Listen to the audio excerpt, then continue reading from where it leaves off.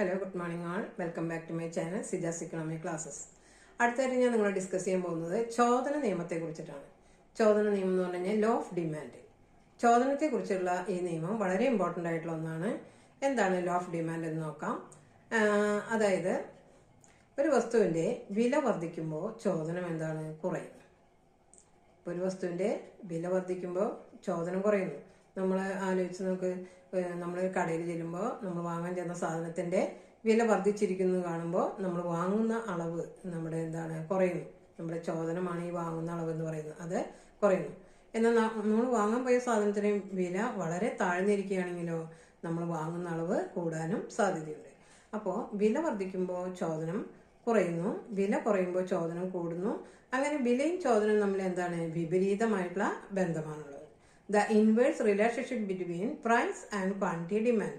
വിലയും ചോദനവും തമ്മിലുള്ള, പ്രൈസും ക്വാണ്ടിറ്റി ഡിമാൻഡും തമ്മിലുള്ള ഇൻവേഴ്സ് ഓർ നെഗറ്റീവ് റിലേഷൻഷിപ്പിനെ പറയുന്ന പേരാണ് ലോ ഓഫ് ഡിമാൻഡ് എന്ന് പറയുന്നത്.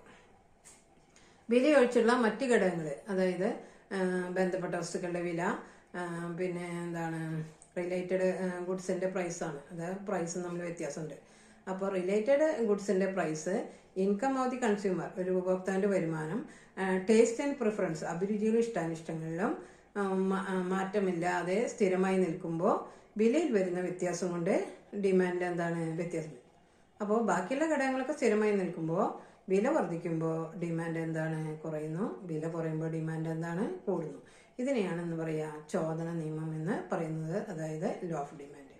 അപ്പോൾ നമുക്ക് ലോ ഓഫ് ഡിമാൻഡിന്റെ ഡയഗ്രാം വരുന്നുണ്ട്. അത് തന്നെയാണ് നമ്മുടെ ഡിമാൻഡ് കർവ് എന്ന് പറയുന്നത് കേട്ടോ. അപ്പോൾ നമ്മളത് ഡിമാൻഡ് കർവിൽ നമുക്കത് വിശദീകരിക്കാം. Okay, thank you.